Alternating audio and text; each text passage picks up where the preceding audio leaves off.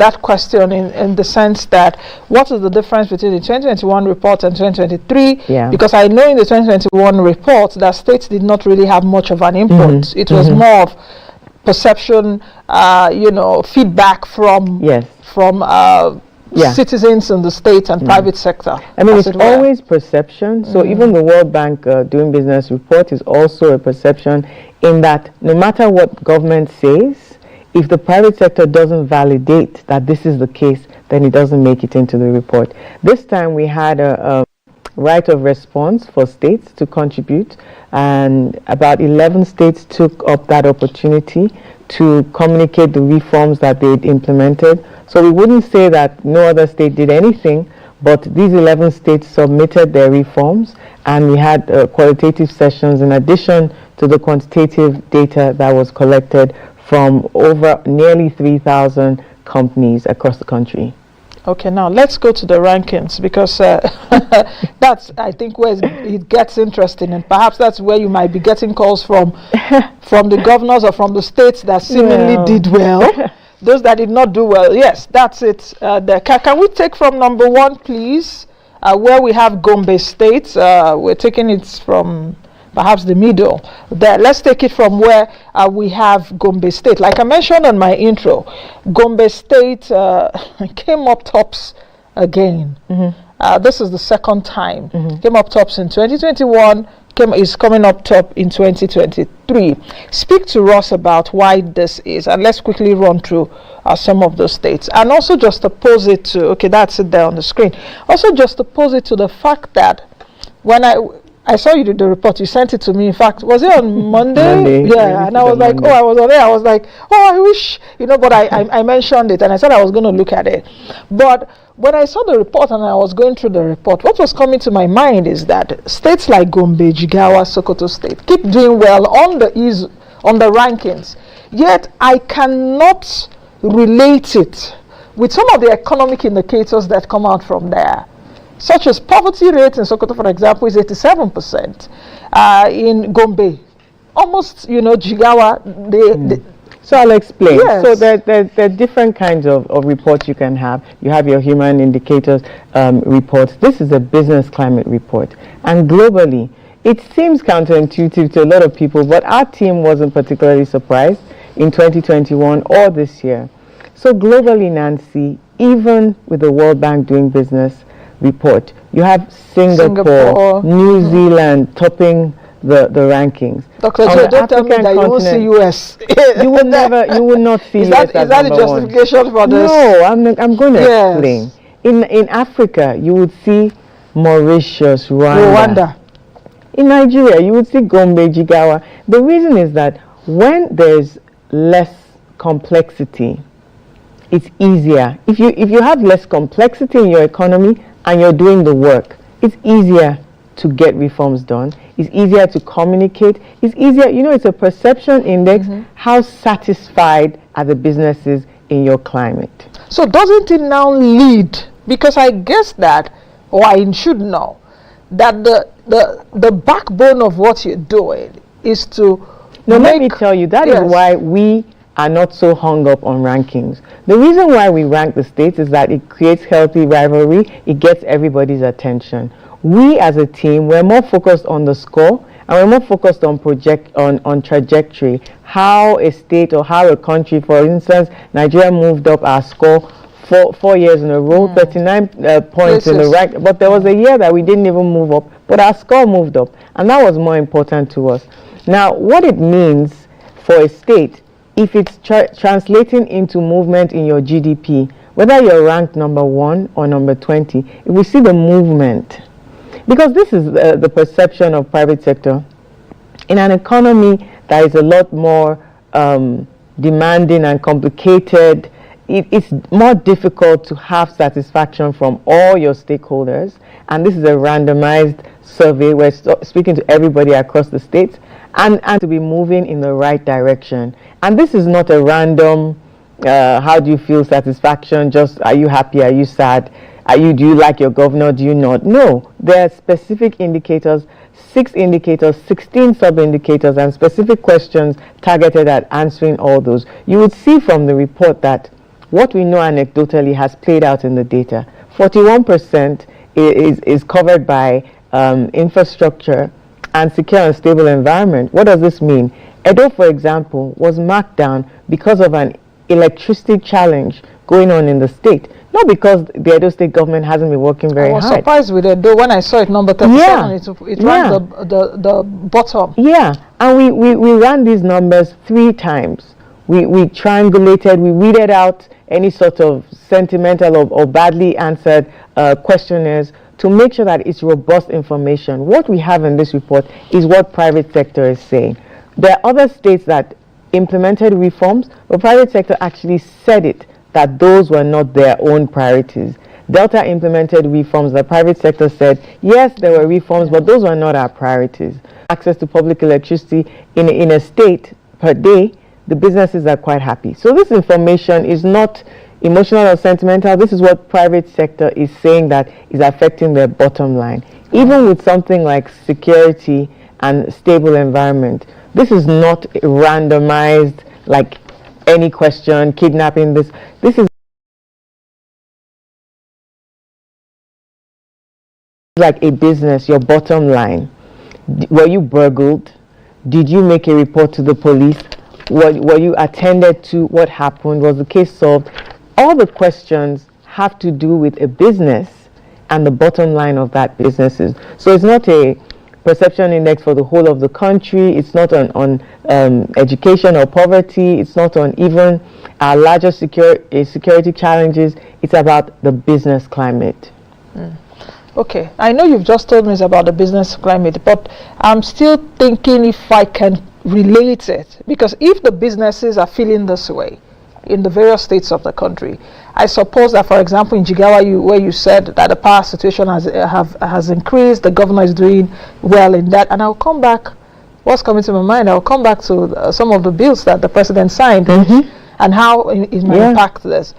Is that, don't you think that the states, the businesses in the states will do better, thereby increasing their bottom line and also getting more jobs for people? Because that is the exact aim, which would also impact the economic indicators of the state. Yes, but this is not what is being measured by this report. Yes, I know. But ease of doing business as a whole speaks to elevating economic prosperity for all, because we know there's a strong correlation between poverty and between insecurity.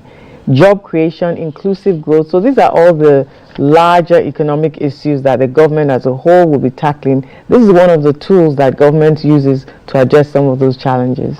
Okay, let's still stick a bit with the rankings. Like I mentioned earlier, Gombe is number 1, Jigawa number 2, like you saw earlier on the slide. The Northeast and Northwest doing quite well.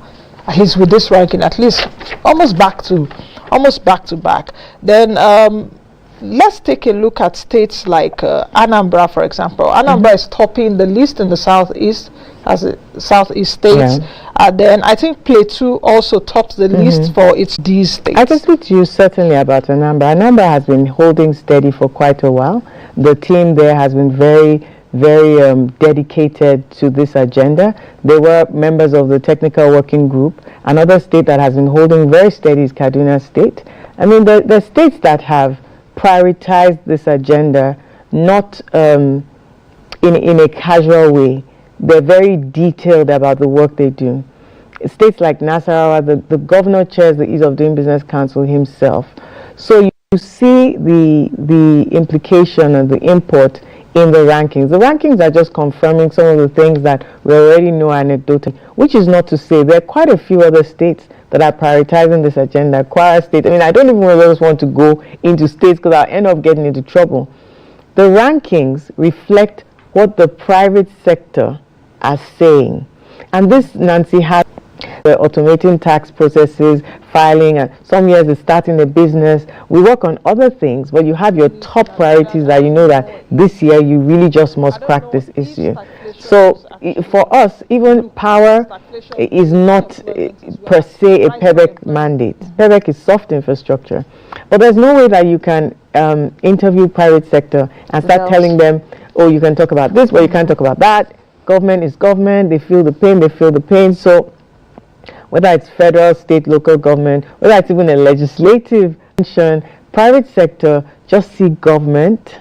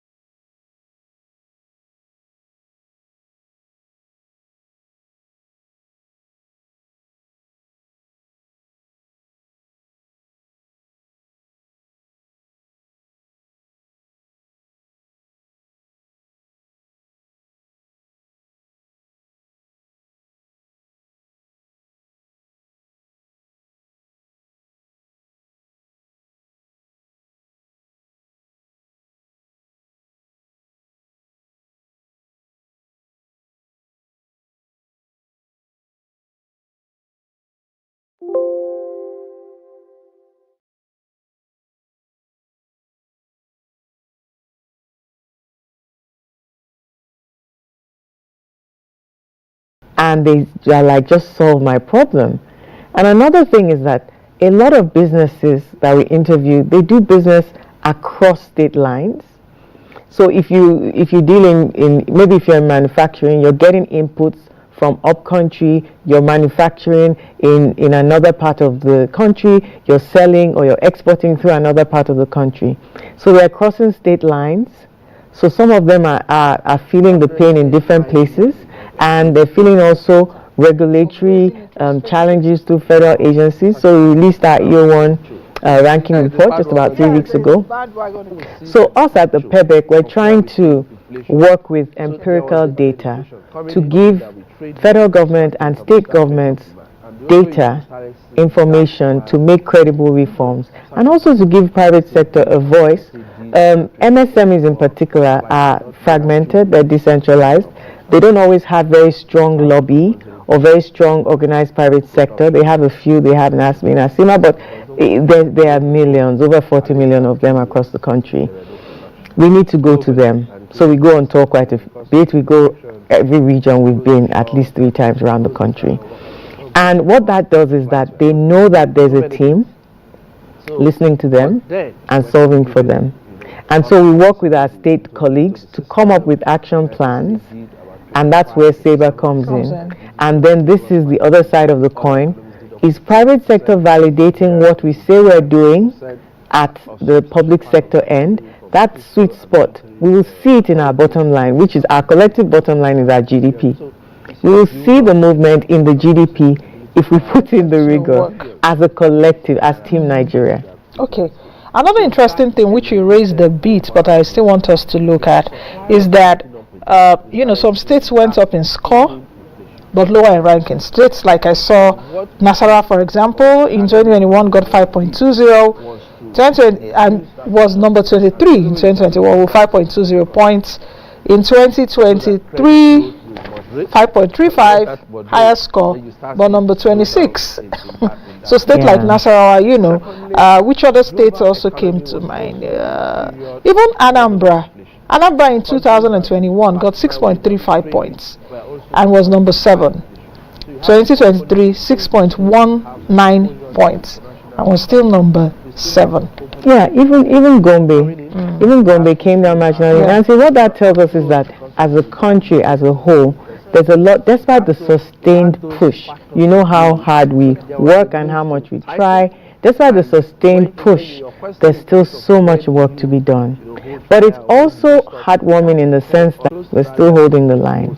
There's a lot to the hard work of the state governments and the federal government.